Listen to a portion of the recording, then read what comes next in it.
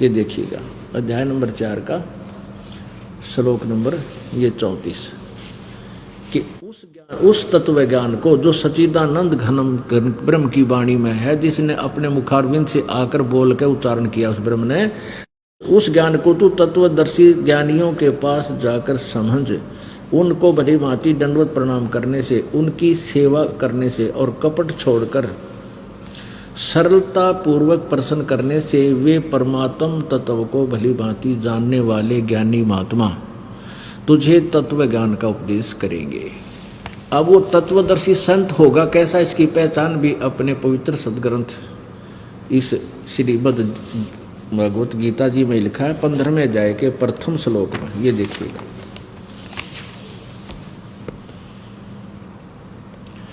अथ पंचदशो अध्याय 15वां अध्याय। ये देखिए प्रथम में क्या लिखा है, ऊर्ध्व मूलम अधः शाखम अश्वत्थम प्राहु अव्यम छंदासी यस्य प्रणानी ये तम वेद स वेदवित्। ऊर्ध्व मूलम अधः शाखम, ऊपर को जड़ वाला नीचे को शाखा वाला, यो अविनाशी पीपल का वृक्ष कहा जाता है। एवं माने अविनाशी और अश्वत्थम माने मजबूत वृक्ष, पीपल का वृक्ष समझो। प्राहु माने कहा जाता है संसार रूपी वृक्ष है। और छंदासी यस्य प्रणानी, उसके छंदासी माने विभागों को, छंद टुकड़ों को, उसके पत्ते आदि को, ये तम जो जानता है, स वेदवित्, ये तम वेद जो जानता है, वेद माने जानना होता है, जिसको उसका ज्ञान है। स वेदवित्, वह वेद के तात्पर्य को जानने वाला, अर्थात वो तत्वदर्शी संत है। आदि पुरुष परमेश्वर मूल वाले, इन्हीं के द्वारा अनुवाद पढ़िए। यहाँ गलत किया इन्होंने, अधः शाखम, अधः का अर्थ इन्होंने लिख दिया ब्रह्मा रूप मुख्य शाखा वाले। ये ब्रह्मा विष्णु महेश के ऊपर इनकी बुद्धि ना थी, अनुवाद के खाक करेंगे ये। यहाँ लिखा अधः शाखम, अधः माने नीचे होता है, इन्होंने किया है। अध्याय श्लोक नंबर 2 में, इसी 15वें में यहाँ देखना, इस 2, ये 3 नंबर है, ये 2 नंबर का अनुवाद है। अधः माने नीचे, अधः, और यहाँ लिखा अधः माने नीचे। तो हम इसी को ठीक कर लें यहाँ से।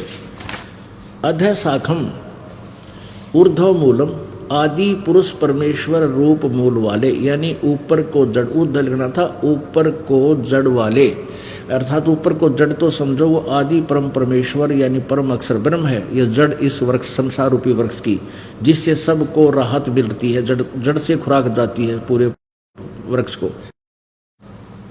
अधः शाखम, यहाँ लिखना है हमने नीचे को शाखा वाला, अधः माने नीचे। ये तो जहाँ बिजली थे बड़ा गोबर कर दिया ना। यहाँ देखो, संसार रूपी पीपल के वृक्ष को अविनाशी कहते हैं, वेद जिसके पत्ते कहे। इन्होंने छंदासी माने वेद लिख दिया।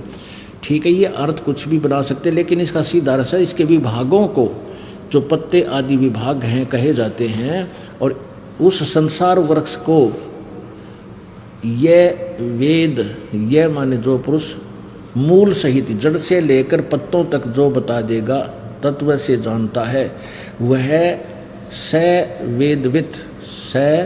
वेदवित्, वह वेद के तात्पर्य को जानने वाला है, यानी वो वेद को सही जानता है, अर्थात वो तत्वदर्शी संत है। अपनात्मा अध्याय नंबर 15 के श्लोक नंबर 2, 3, 4 में ये बताया है कि तीनों गुण रूप शाखाएं हैं। ये देखना, अध्याय नंबर 15 का अब श्लोक नंबर 2 और पढ़ ले। उस संसार वृक्ष की तीनों गुण रूप, तीनों गुण रूप ये जल से बड़ी हुई शाखा, विश्व परवाला शाखा। आप संस्कृत भी पढ़ सकते हैं क्योंकि ये देवनागरी लिपि है, आप शिक्षित हो और इसमें कोई हम आसानी से पढ़ सकते हैं। देखना, ये विषय परवाला शाखा, विषय भोग रूप कोपलों वाली देव मनुष्य और तरका, ये जिनकी अपनी सोच है। विषय परवाला माने विषय वासना रूपी ये शाखा हैं, नीचे और ऊपर फैली हुई है, मनुष्य लोक में है। कर्मों के अनुसार बांधने वाली, यानी ब्रह्मा विष्णु महेश, ये रजगुण ब्रह्मा सतगुण विष्णु तमगुण शिव जी हमें यहाँ कर्मों के बंधन में बांधने की मुख्य कारण है, मूलानी जड़ है। अपनात्मा देखो ज्ञान ऐसे समझा जाएगा इस पवित्र सदग्रंथ का। वहाँ तो लिखा है कि संसार रूपी वृक्ष की जड़ ये परमात्मा पूर्ण ब्रह्म है जिससे सबको राहत मिलती है। और यहाँ लिखा है दूसरे मंत्र में कि ये रजगुण ब्रह्मा सतगुण विष्णु तमगुण शिव जी तीनों गुण रूपी शाखा है इस उल्टे लुट के संसार रूपी वृक्ष की, और ये आपको कर्म अनुसार यहाँ बांधे रखने की मूल है, जड़ है, मुख्य कारण है।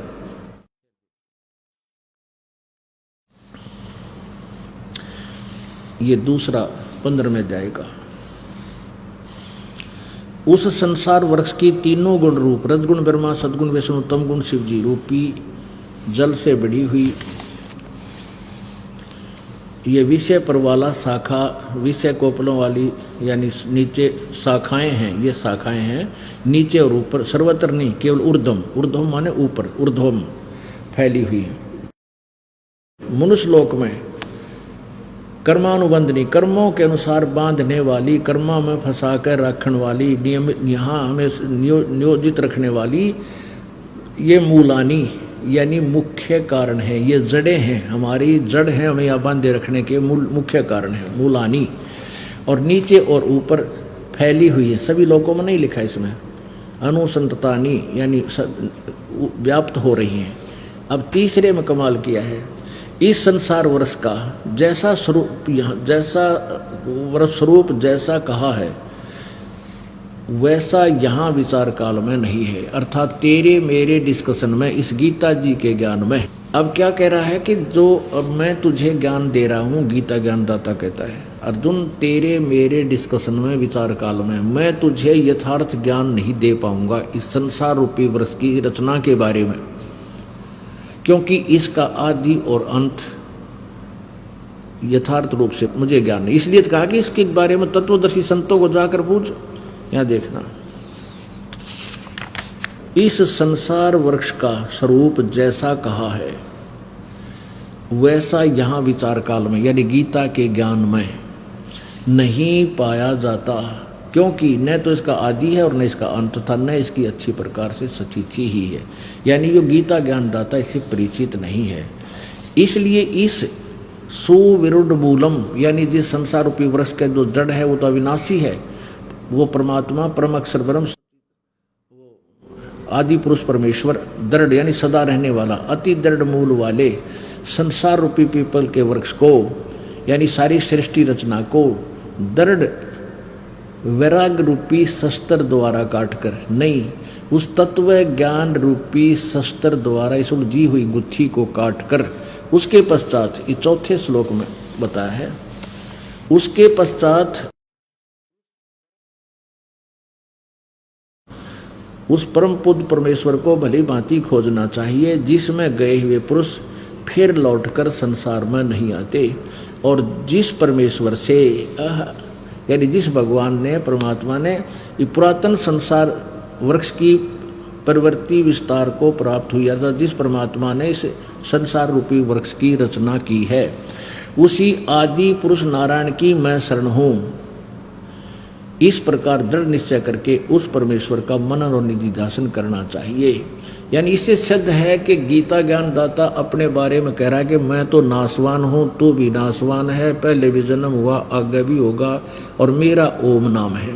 और उस परमात्मा के बारे में जो सारी सृष्टि का रचनहार है, परम अक्षर ब्रह्म है, उसकी जानकारी किसी तत्वदर्शी संत से प्राप्त करें, और तत्वदर्शी संत से प्राप्त ज्ञान के आधार से आपको तत्व ज्ञान रूपी शस्त्र द्वारा इस उलझी हुई गुत्थी को काट कर उसके बाद उस परम पद परमेश्वर के उस परम पद को खोजना चाहिए।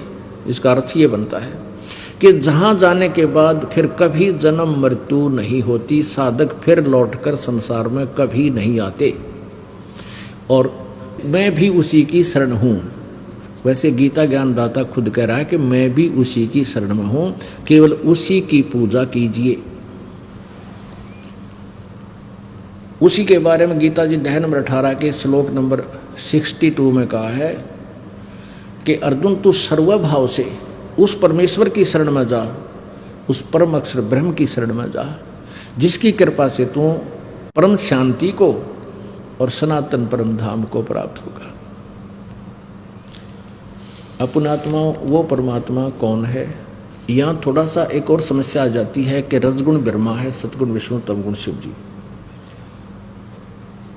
ये कंसेप्ट क्लियर करना घना जरूरी है और ये अपने सदग्रंथों में ही इनकी जो ना हिस्ट्री लिखी है, इनकी इतिहास में लिखा हुआ वही पढ़कर सुनाते हैं। ये देखिएगा श्रीमद् देवी भागवत हिंदी टीका सहित प्रथम भाग, ये कहाँ से प्रकाशित है? अथ देवी भागवतम सभाष्टिकम सहमातम, यह है खेमरा श्री कृष्ण दास प्रकाशन बंबई से प्रकाशित है। इसके देखिएगा ये तीसरा सकंद यहाँ से प्रारंभ होता है। अथ श्रीमद् देवी भागवते भाषा टीका युक्ते तृतीय सकंद प्रारंभते। अब इसमें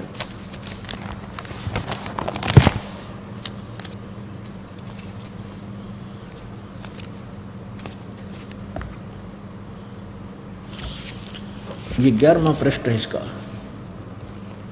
पृष्ठ नंबर 11 पर, और ये भाषा टीका सहित तृतीय सकंद अध्याय 5 में, इसके श्लोक नंबर 8 में भगवान शंकर जी कह रहे हैं अपनी दुर्गा माता को, अपनी माता दुर्गा को, हे माता, यदि हमारे ऊपर सदा आप दया युक्त हो तो हमको तमोगुण में किस प्रकार प्रदान किया है? प्रदान नहीं है, इसमें संस्कार दिखाऊंगा। मुझे तमोगुण क्यों उत्पन्न किया है, इसका अर्थ ये बनता है फिर भी। और ब्रह्मा रजोगुण और हरि सतोगुण, हरि सतोगुण युक्त किए हैं। अब यहाँ देखिएगा संस्कृत ये है, ये 7वां श्लोक समाप्त हुआ, 8वां प्रारंभ हुआ। यदि दया धर्मना न सदाम्बिके कथम अहम विहिता च, कथम अहम, मुझे क्यों बना दिया, विहित माने क्यों उत्पन्न कर दिया, विहित च तमोगुण, तमोगुण है, मुझे तमोगुण क्यों उत्पन्न कर दिया। और कमल जय, कमल से उत्पन्न होने वाले ब्रह्मा को रजोगुण संभव, रजोगुण क्यों बना दिया, क्यों उत्पन्न कर दिया। और सुवित है किमो सतोगुण हरि, और विष्णु जी को आपने सतोगुण क्यों बना दिया। इति सिद्धम कि रजगुण ब्रह्मा है, सतगुण विष्णु, तमगुण शिव जी।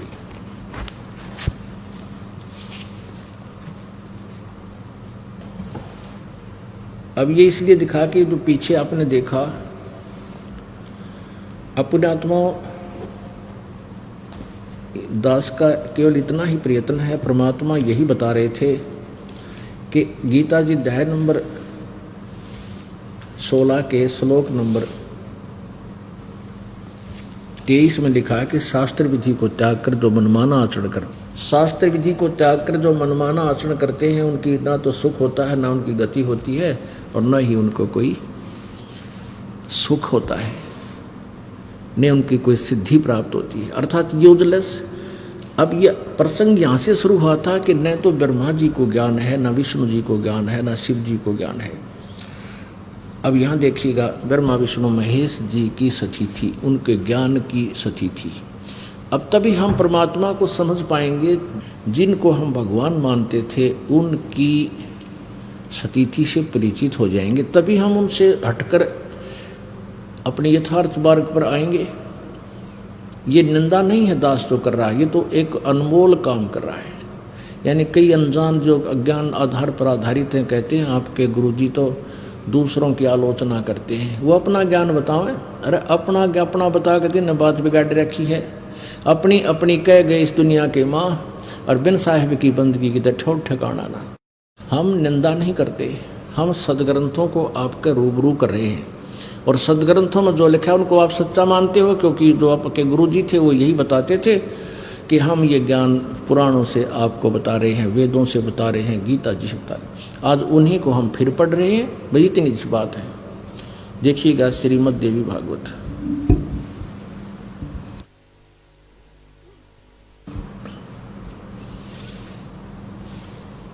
गीता प्रेस गोरखपुर से प्रकाशित है।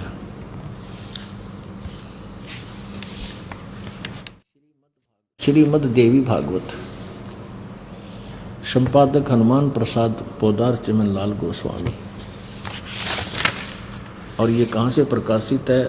मुद्रक एवं प्रकाशक हैं गीता प्रेस गोरखपुर, गोविंद भवन कार्यालय, कोलकाता का संस्थान।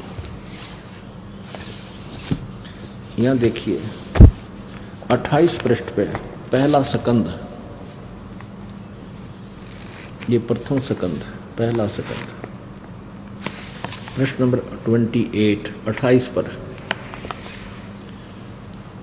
नारद जी ने कहा, महाभाग व्यास जी। अब नारद जी के ज्ञान की, व्यास जी के ज्ञान की और ब्रह्मा जी के ज्ञान की और विष्णु जी के ज्ञान की आपके सामने एक झलक दिखाऊंगा। नारद जी ने कहा, महाभाग व्यास जी, तुम इस विषय में जो पूछ रहे हो ठीक यही प्रश्न मेरे पिताजी ने भगवान श्री हरि से किया था। किससे? विष्णु जी से। अब देवा अधिदेव भगवान जगत के स्वामी हैं और लक्ष्मी जी उनकी सेवा में उपस्थित रहती है। दिव्य कौस्तुभमणि उनकी शोभा बढ़ाती है। वे शंख चक्र गदा और शंख चक्र और गदा लिए रहते हैं। पीताम्बर धारण करते हैं। 4 भुजाएं हैं। वक्ष स्थल पर श्री वत्स का चिन्ह चमकता रहता है। वे चराचर जगत के आश्रयदाता हैं, जगत गुरु हैं एवं देवताओं के भी देवता हैं। ये तो नारद जी की बुद्धियाली।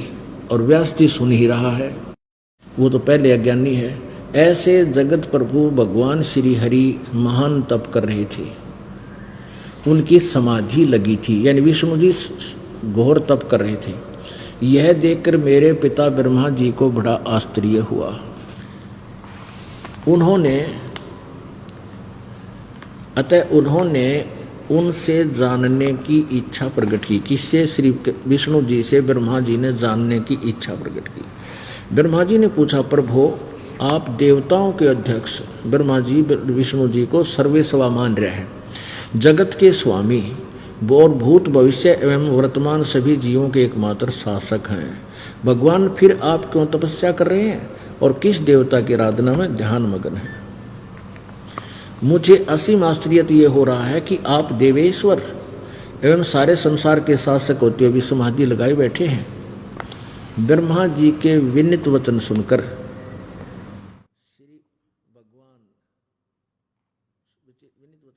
भगवान श्री हरि उनसे कहने लगे, ब्रह्मन सावधान होकर सुनो, मैं अपने मन का विचार व्यक्त करता हूँ। विष्णु जी का ज्ञान सुनना ही। देवता, दानव और मानव सब यही जानते हैं कि तुम सृष्टि करते हो, मैं पालन करता हूँ और शंकर संहार किया करते हैं।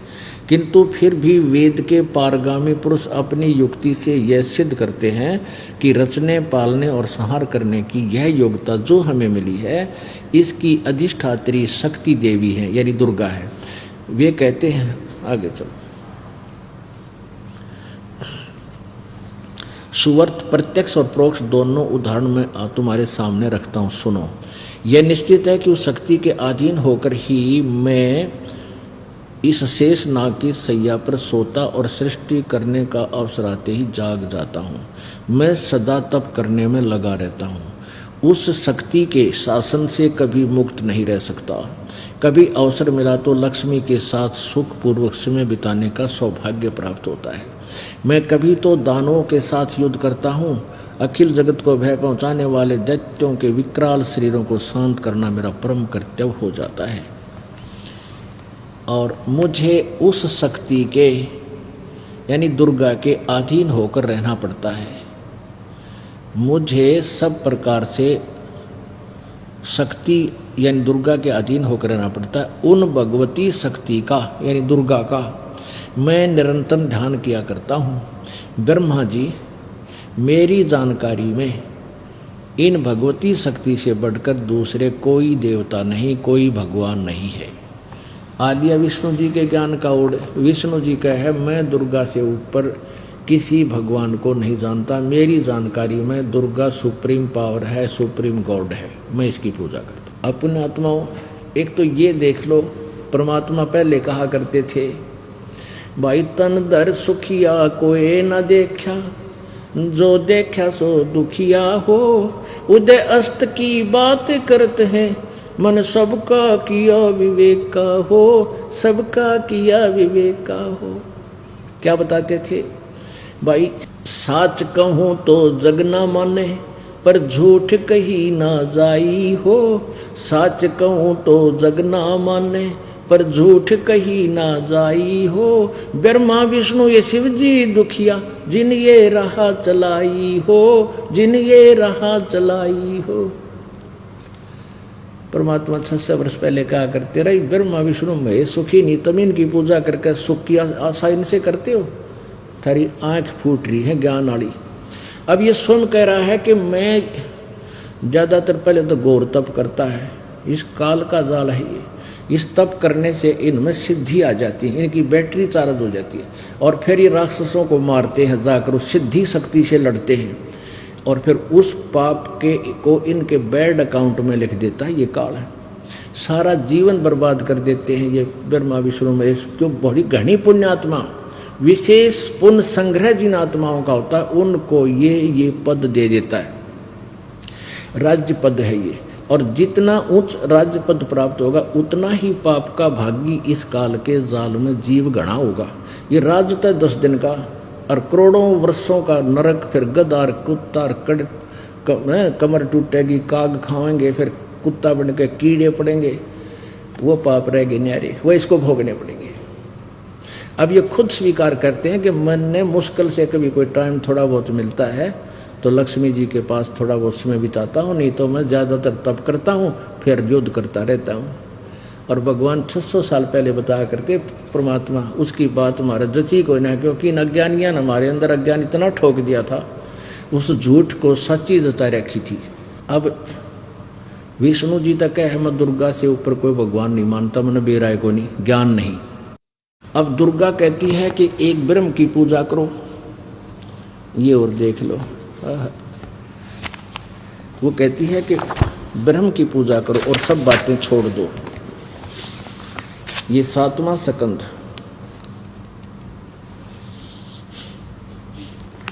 और प्रश्न नंबर 562 पे संक्षिप्त देवी भागवत।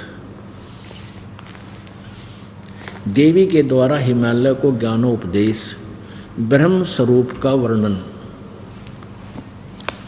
श्री देवी जी कहने लगी, पर्वतराज ये हिमालय को ज्ञान दे रही है, हम यहाँ है उस ब्रह्म स्वरूप का वर्णन, हम ब्रह्म का स्वरूप ही पढ़ेंगे। इसने अपने बारे में थोड़ा लिखा, लेकिन वास्तविकता ये बता दी यहाँ पर, उस ब्रह्म का क्या स्वरूप है यह बतलाया जाता है,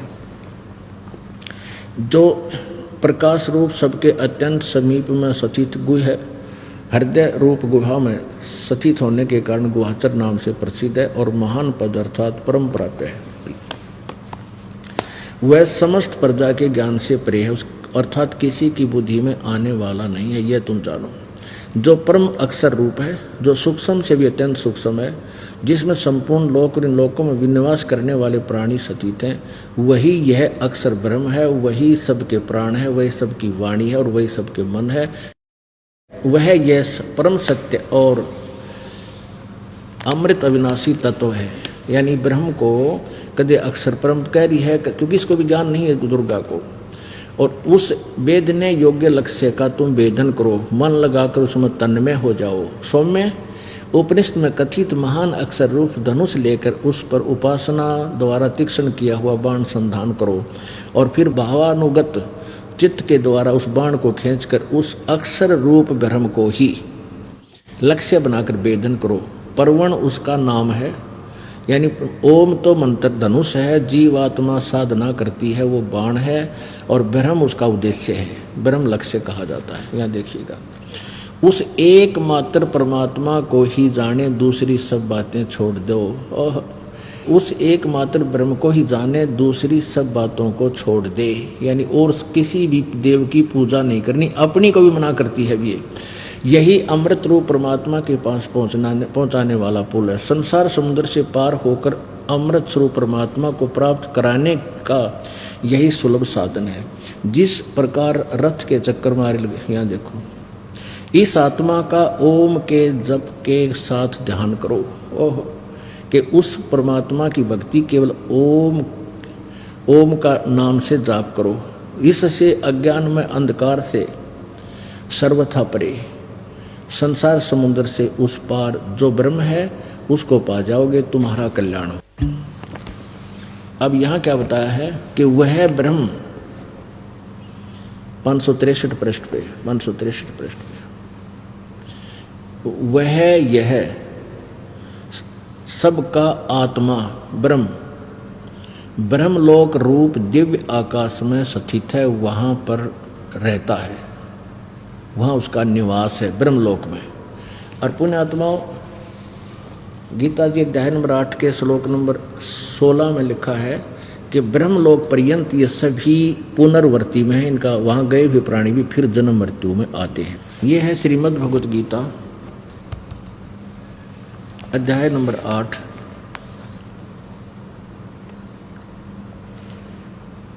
और श्लोक नंबर 16। हे अर्जुन, ब्रह्मलोक पर्यंत सब लोग पुनरावर्ती में हैं। यहाँ देखना, इन पुनरावर्ती का क्या अर्थ दिया है, अर्थात जिनको प्राप्त होकर पीछे संसार में आना पड़े, ऐसे इसको पुनरावर्ती का इन्होंने यहाँ इसका सरलार्थ भी किया है। बताएं कि हे अर्जुन, ब्रह्मलोक पर्यंत सब लोग पुनरावर्ती में हैं। अब यहाँ लिखा ना, इन्होंने आगे अनुवाद गलत किया है, किंतु मुझे कुंती पुत्र मुझे प्राप्त होकर पुनर्जन्म नहीं होता। अगर ये नहीं बनता, इसका अर्थ है कि जो ये नहीं जानते, जिसका वास्तविक अर्थ ये है, जो ये नहीं जानते कि ब्रह्मलोक पर्यंत सभी तो उल्टे आते हैं, ब्रह्मलोक में गए हुए वापस आते हैं, जो ये नहीं जानते वो मुझे प्राप्त होकर भी जन्म मृत्यु में ही रहते। इसका अर्थ तो ये बनता है, इन्होंने अनुवाद गलत किया है। यदि ये अनुवाद सही हो इनका कि मुझे प्राप्त करके फिर कभी जन्म मृत्यु नहीं होती, तो फिर वो सारे श्लोक गलत हो जाते हैं। दूसरे अध्याय का 12वां, चौथे अध्याय का गीता जी के 4था और 9वां, चौथे अध्याय का 5 से लेकर 9, और भी काफ़ी जगह इसने बताया है कि उस परमात्मा की भक्ति कर वही पूर्ण मोक्षदायक है। तो इससे ये सिद्ध हो गया कि ब्रह्मलोक तक गए हुए भी जन्म मृत्यु में आते हैं, उनका पूर्ण मोक्ष नहीं होता। इति सिद्धम। अब ब्रह्म कहता है, आपने अभी पहले सुना कि हे अर्जुन, तू सर्वभाव से, गीता जी अध्याय नंबर 18 के श्लोक नंबर 62 में, तू सर्वभाव से उस परमेश्वर की शरण में जा जिसकी कृपा से, यानी वो उसकी पूजा के लिए बताता। जैसे गीता जी अध्याय नंबर 15 के श्लोक नंबर 4 में आपने पढ़ा कि तत्व ज्ञान प्राप्त होने के उपरांत उस परम पद परमेश्वर की खोज करनी चाहिए, जहाँ जाने के बाद फिर कभी लौटकर संसार में साधक नहीं आते। और जिस परमात्मा ने सारे ब्रह्मांडों की रचना की है और मैं भी उसी की शरण में हूँ, ये दृढ़ निश्चय करके उससे की भक्ति करनी चाहिए।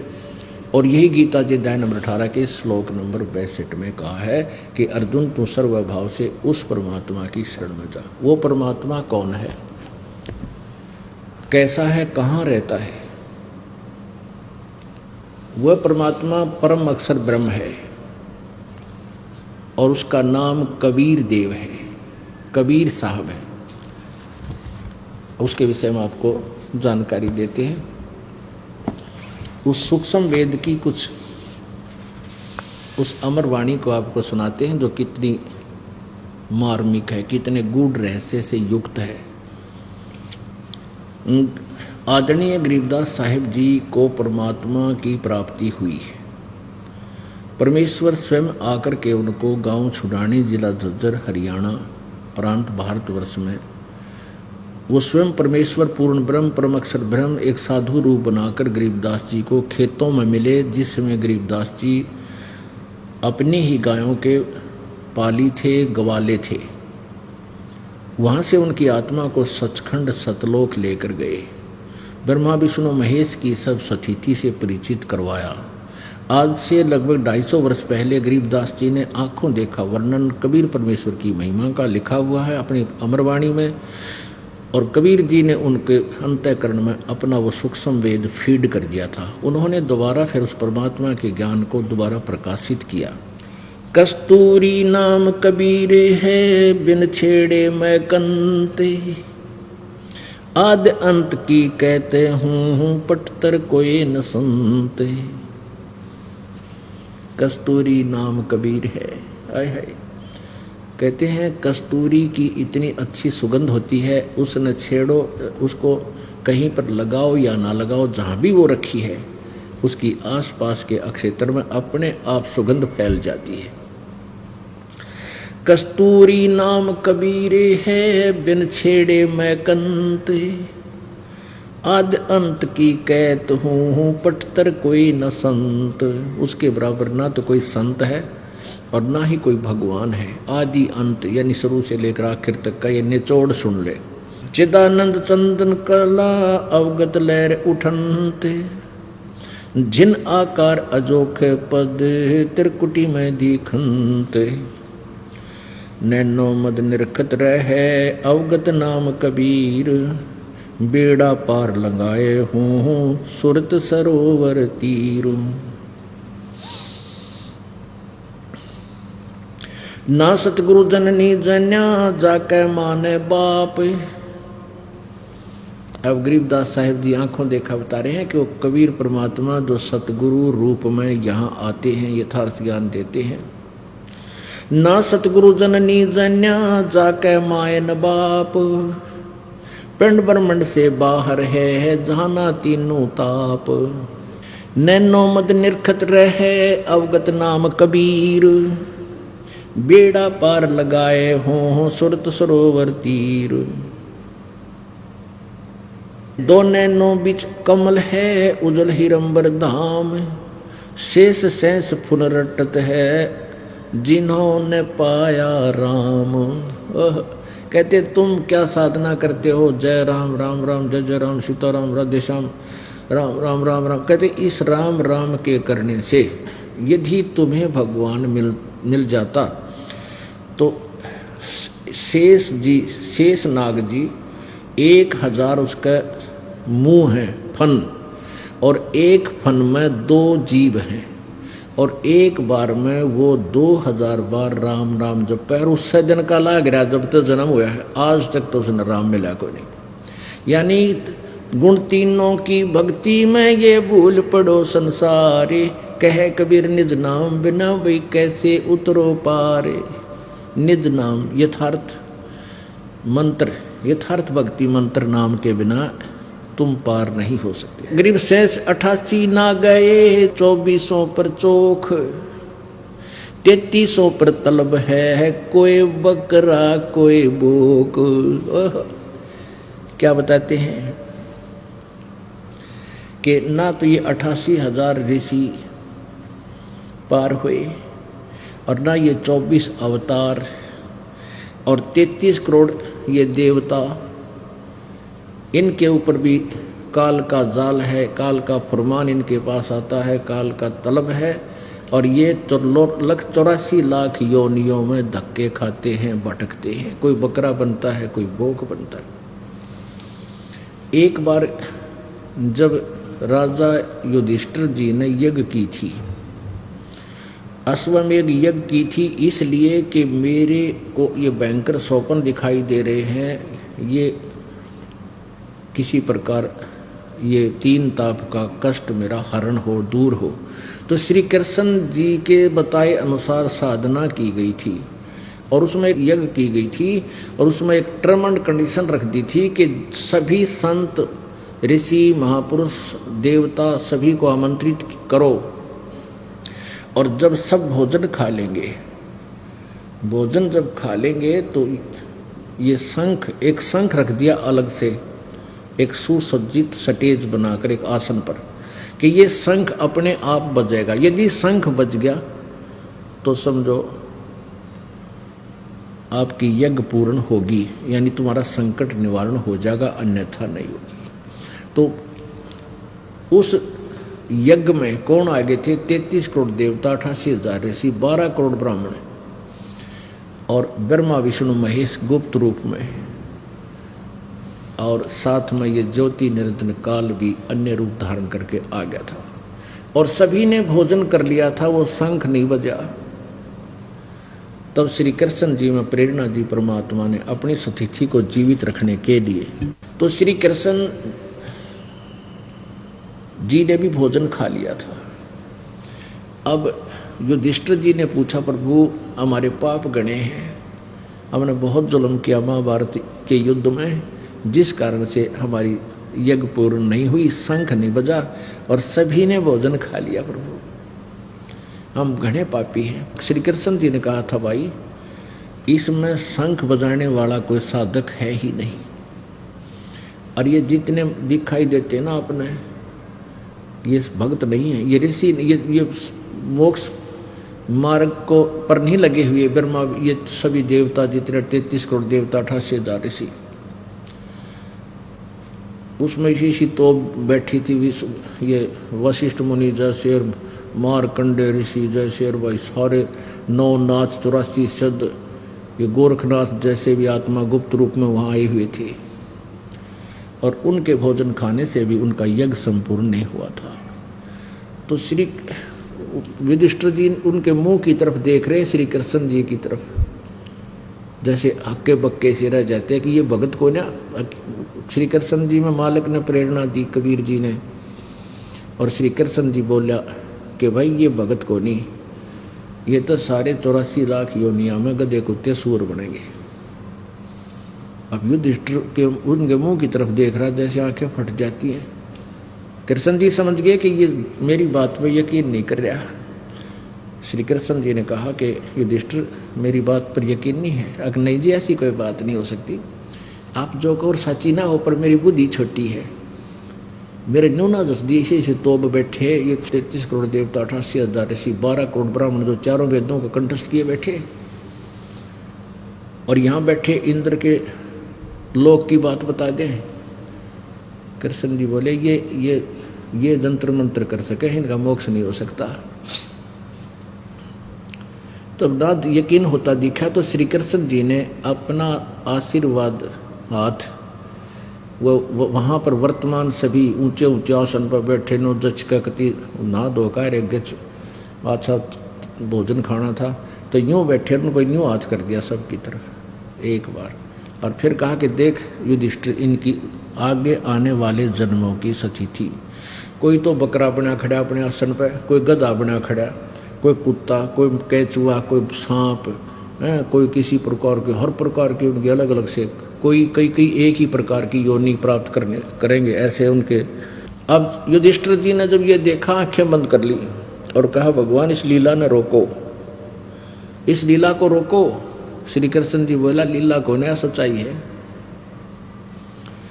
इनके पास यथार्थ भक्ति नहीं, तो मान बढ़ाई के भूखे हैं, सिद्धियां प्राप्त किए, यहाँ फूले फिरे हैं, एक दूसरे पर चौधरी पाक रहे हैं, ये मोक्ष मार्ग नहीं है। परमात्मा ने, क्योंकि परमात्मा ही साची बुलवाता है। जैसे गीता जी का ज्ञान देते समय परमेश्वर ने इस काल से सच्चाई को, आदि मैं काल हूँ, सब ने खान आया हूँ, और वो परमात्मा कोई और है ना, तो कति ना बोलो, उस परमेश्वर के हाथ में रिमोट है। हम चाहे कितने सियाणे बंडा, हम जीव के जीव हैं,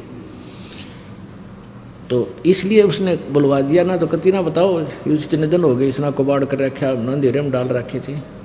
पता था परमात्मा ने मेरे बच्चे गीता को सच्ची मानेंगे, और गीता के बारे में इनको पता नहीं होगा, मेरा दास आएगा, इनको सच्चाई से परिचित करवाएगा, मुझे पहचान लेंगे, इनका मोक्ष कर दूंगा, सतलोक ले चलूँगा। मेरे बच्चे यहाँ बहुत दुखी हो रहे हैं, कोई गधा बन रहा है, कोई गधी बना, कोई कुत्ता, और कोई कुतिया, बिरान मैटी हो रही। और मनुष्य जीवन में कौन सुखी? ब्रह्मा विष्णु महेश तक सुखी नहीं है। तो यहाँ वो सूक्ष्म वेद भी यही बता रहा है। 88 ना गए 24 पर चोख, ये 24 अवतार विष्णु जी के, और आदि ये 24 अवतार भगवान के, ये भी नहीं पार हो सकते। 33 पर तलब है, कोई बकरा कोई बोक। 33 करोड़ देवता भी कहते हैं ये भी कोई बकरा बनेगा, कोई बोक, यानी 84 लाख योनियों में जाएंगे। 88 5 में 25 में पूछे, ये तो अस्थिर है नहीं, कभी मुकाम के बेकूच। 24 अवतार तक हो चुके हैं, 25वां और आवेगा नीकलंग नाम से कलयुग के अंत में। राजा हरिश्चंद्र जी स्वर्ग में बैठे हैं, उनको फिर यो चौधरी बना के भेजेगा, काल यहाँ पर यहाँ का अवतार बनाओगा। और वो क्या करेगा, कलयुग के लास्ट में कृतघ्नी लोग हो जाएंगे। अब ये जो समय चल रहा है वर्तमान का पुण्यात्माओं, ये मोक्ष काल है। अब ये मोक्ष समय है और ये कुछ 1000 वर्षों तक रहेगा। एक बार फिर पुनः स्थिति ऐसे आएगी पृथ्वी पे जैसे सतयुग में हुआ करता था, क्योंकि सब मार धाड़ कर रहे हैं, चोरी लूटी खसोटी माया जोड़न की होड़ लाग रही है। किससे का बरकत नहीं, किसी को शांति नहीं, सबकी दुर्गति दूने दुख। निरे मेडिकल खोल लिए, शहर शहर में निरे हॉस्पिटल प्राइवेट भी, हर सब का भीड़ जो खचाखच भरे रहते हैं, क्योंकि उनके पाप नहीं कट सकते, वो मर जाए सड़ का हॉस्पिटलों में। और परमात्मा की दया से वो रोग आपके वैसे ही ठीक होने लग जाएंगे, क्योंकि परमात्मा से बड़ी कोई शक्ति है ही नहीं। लेकिन वो होंगे किस तरह, इस विधि से आपके अंदर नम्रता, आपकी भक्ति बढ़ेगी तब। तो ऐसे ये एक बार पूरे विश्व में एक बार या दौड़ रुकेगी, नहीं तो आग लाग रही है। बाण भाई का प्यार रहा नहीं, माया माया दिखे है, भाई भाई का माया के ऊपर मिनट में मुकदमा, लट्ठम लट्ठा, बाप की इज्जत नहीं, माता पिता से प्यार रहा नहीं, और कोई साहूकार दिखता ना। मान किसी ने 2 नंबर करके इकट्ठा भी कर लिया, फिर पाप का भागी बनेगा, आगे 84 लाख योनियों में दुख पाओगे। तो बालक नादान बच्चे हैं जो जहर खा रहे हैं, जब इनको ज्ञान हो जाएगा फिर छुएंगे नहीं, हाथ भी ना लावें। तो अब ये समय बहुत अच्छा चला। लास्ट अब क्या होगा, जब ये युग, ये कुछ समय है, मालिक का ये ज्ञान पूरे विश्व पर जाएगा, इसने कोई नहीं रोक सकता, क्योंकि सबको जरूरत है परमात्मा की, और यहाँ सुख होता है सबको। तो वहाँ जाने के बाद तो फिर लास्ट में कति कृतघ्नी प्राणी हो जाएंगे, भक्ति कोई करेगा ही नहीं, क्योंकि अभी तक तो ये ही नहीं पता था भगवान कौन है, मंत्र कौन सा, जिस तो भगवान मिले, ये रोड़ा रड़ा रखी थी बात। अब ये कंसेप्ट क्लियर हो गया। अब कबीर परमात्मा ने क्या बताया था कि 9 मन सूत उलझिया, ऋषि रहे झकमार, और सतगुरु ऐसा सुड़ जाए दे उलझे ना दूजी बार। 1 किलो सूत हो ना, सूत धागा, पहले कच्चे सूत होया करते, वो उलझ जाता, जब उन्हें खींचे तो टूट जा, गांठ पड़े, वो धीरे धीरे सुलझाना पड़ता था। वो सारे दिन में 1 किलो भी सुलझ कर नहीं देता था। परमात्मा कहे इन ऋषियों ने, अज्ञानियों ने, इन महर्षि कहने वाले कथित ऋषियों ने इस ज्ञान को अज्ञान बना दिया, 9 मन सूत उलझा दिया, उल्टी कथा सुना के, वेद विरुद्ध ज्ञान दे के सबके हृदय में यो अज्ञान ठोक दिया। अब 9 मन सूत उलझा रखा है इस ज्ञान का, और कहते हैं 9 मन सूत उलझिया, ऋषि रहे झकमार, और सतगुरु ऐसा सुलझा दे उलझे न दूजी बार। अब यो ऐसा सूत सुलझा दिया गया है, ये तत्व ज्ञान रूपी एक ऐसा रोशनी दे दी है, ये सारा सूत सुलझा कर तय करके रख दिया। अब ये उलझ नहीं गा, इस कलयुग में नहीं उलझेगा यो ज्ञान, जिसने भक्ति चाहिए। अगर भक्ति करना बंद कर देंगे वो अलग बात है, क्योंकि ये कुछ दिनों तक ये साइंस काम करेगी। अब पुण्यात्माओं, आज साइंस के चक्कर में आकाश में बना के विमान घूम रहे हैं, इससे भूल गए भगवान को। अगर 2 वर्ष वर्षा ना करे परमात्मा, ये धरे के धराए रह जाएंगे, कंप्यूटर, सैटेलाइट, नेट, इंटरनेट, इन्हें कोई देखने ही ना रहेगा, मर जाए भुगत भुगत तरफ तरफ का। तो एक समय ऐसा आएगा कलयुग में, फिर काफ़ी वर्षों के बाद वर्षा बंद हो जाएगी, ऐसे वर्षा पड़ा करेगी जैसे हो, इस साइंस का नामो निशान नहीं रहेगा, और सब कृतघ्नी प्राणी हो जाएंगे। मांस, कच्चा मांस खाओगे, चोरी जारी करके सारे, मतलब ऐसा बुरा हाल हो जाएगा। और 5 वर्ष की लड़की के संतान होनी शुरू हो जाएगी। 20 वर्ष की आयु होगी, उसमें 5 खंड होंगे। 15 वर्ष की आयु में सभी मनुष्य, स्त्री पुरुष, युवा भी हो लेंगे, बूढ़े भी हो लेंगे, मर भी लिया करेंगे। और बिल खोद के, क्योंकि कद बहुत छोटा हो जाएगा, 1.5 फुट का, और पूरी पृथ्वी पर जैसे कीड़े मकोड़े हुआ करें, इतनी जनसंख्या हो जाएगी, बिल खोद खोद का अपने वो मकान बना लिया करेंगे। और फिर इतने कृतघ्नी हो जाएंगे, भगवान का कोई नाम रख लेगा नहीं, सभी दुष्ट हो जाएंगे। तो उस समय ये नीकलंक नाम का अवतार होगा, 25वां अवतार, और 10वां भी उसी को कहते हैं, 25वां भी उसी को कहते हैं। उसकी बहुत लंबी खड़ग होगी, तलवार होगी, वो अच्छी मजबूत शरीर का होगा। और फिर इनको ऐसे काटेगा जैसे अड़ंगा काटा कर किसान खेत में, इन सभी को मारेगा। उस समय किसी के हृदय में जरा सा भी कोई परमात्मा की जगह बची हुई होगी। वो कौन होंगे? वो आप में से होंगे, क्योंकि जो ई पार होगे, पूरा विश्वास करके भक्ति सत करके मर्यादा में रहे तो पार हो जाएंगे। और कुछ रह गए काल के हाथ लग जाएंगे, उनका फिर मनुष्य जन्म होता रहेगा इस पुण्य के कारण। और भक्ति आगे करेंगे नहीं, वो पुण्य ही उनके कई जन्मों तक चलते रहेंगे। फिर थोड़ी बहुत चाह उनके भगवान की फिर भी रही रहेगी, उसमें फिर वो बचेंगे। और जमीन जो है 3 हाथ समझो 4.5 फुट नीचे तक, इसमें ऊपर से लेकर 4.5 फुट तक उपजाऊ अंश नहीं रहेगा।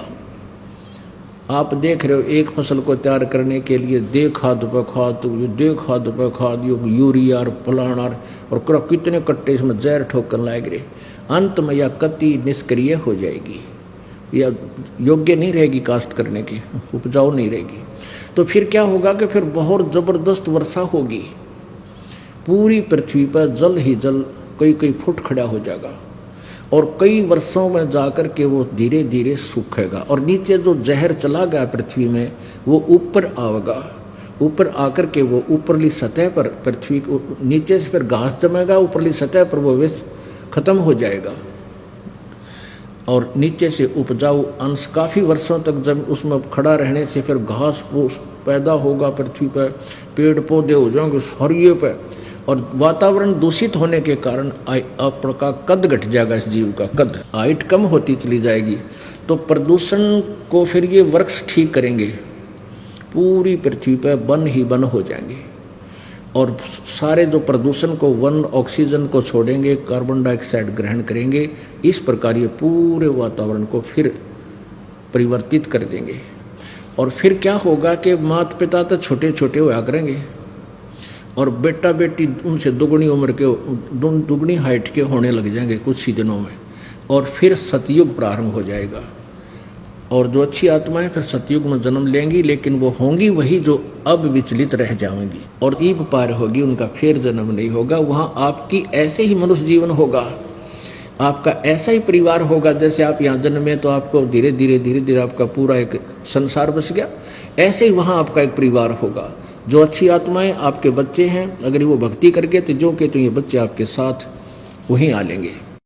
और नहीं वहाँ पर आपको बहुत अच्छी व्यवस्था होगी और वहाँ से भी आपको अलग से परिवार आपका उसी तरह होगा। और मृत्यु नहीं, बुढ़ापा नहीं और किसी चीज़ का अभाव नहीं। तो यहाँ जो प्रसंग चल रहा था 88 में 2500 में पूछे, ये तो अस्थिर है नहीं, कबे मुकाम कबे कूच। 88,000 ऋषियों में और ब्रह्मा विष्णु महेश माया और धर्मराया, इन 5 को में, और फिर ये तो अस्थिर है नहीं और कदे मुकाम कदे कूच, यानी इनकी भी सबकी जन्म मृत्यु होती है। ये स्थिर नहीं है, ये अविनाशी नहीं है। 10वां तो अवतार है हिमालय का नीर, बहुत तक गोते खाएंगे सतगुरु कहे कबीर। शब्द संदेशा कहते हूँ भिन्न भिन्न भेद विचार, इसको माया जानियो 9-10वां अवतारे। माया माने ये भी जन्म मृत्यु के अंदर माया के खिलौने हैं। 9वां और 10वें जो अवतार हैं ये भी माया ही के अंदर, काल के अंदर ही उलझ पुलझ हैं। कृष्ण कन्हैया राम हैं ये बलि 52 अवतार, अरणा कुश नरसिंह है सब माया विस्तार। वो तो अचल अनूप है नूरी दे शरीर, वो परमात्मा और है जिसका नूरी शरीर है, तेजो में शरीर है, तेज पुंज का शरीर है। अब हमारा शरीर है 5 तत्वों के पुंज का, पुंज माने समूह, 5 तत्वों का पुंज है। और वो केवल एक नूरी तेज पुंज का शरीर है परमात्मा का। निराकार शरीर है मालिक, निराकार है परमात्मा, निराकार नहीं नर आकार, मनुष्य जैसा साकार है। धरता को करता कहें बड़ा अंदेशा मोहे, पारस पद भेंटा नहीं जिसको कहिए लोए। लोक अलोक द्वीप सब पूर्ण पद प्रकाश, धौल धरनी सब जावेंगे थिर रहसी आकाश। घट में शोक से लक्षलाइए सूतक बड़ा अंधेरे, ये दम गिनती के दिए भाई फेर सको तो फेरे। अहे निचोड़ कर दिया सारे ज्ञान का। क्या बताते हैं कि घट में सूतक बढ़िया सबके अंदर जो ना शोक सिलसिला, ये सूतक बढ़िया अंधेरे। अब सूतक पातक बोलते हैं। सूतक कहें किसी का खुशी होगी बालक हो गया, और पातक कहें मृत्यु हो जा। कहते हैं दुख और गम ये तो यहाँ आपका सदा बने रहेंगे थोड़े बहुत, और ये दम गिनती के दिए भाई फेर सके तो फेर। ये गिन के मनुष्य जीवन दे रखे आपको, आपके श्वासों की गिनती करके आपका जीवन निर्धारित किया हुआ। और एक मनुष्य के श्वास की कितनी कीमत है। होय होय कहता हूँ कई जात हूँ कहूँ बजा कर ढोल, और श्वास जो बिना नाम के जात है यो तीन लोक का मोल, कबीर जी कहते हैं। अब क्या बताते हैं कि घट में शोक सिलसिला और सूतक बढ़ा अंधेर, ये दम गिनती कीजिए तो फेर से कहते फेर। अब कोई कहता जी मैंने नाम ना जपया 2 दिन, क्यों नहीं जपया भाई? अब टेंशन सी होगी थी। अच्छा भाई टेंशन में नाम में छोड़ा तने, रोटी खानी छोड़ी ना, पानी पीना छोड़ा ना भाई, और टाइम लग गया जब सिनेमा भी देखा तने है तेरा गजब भैया।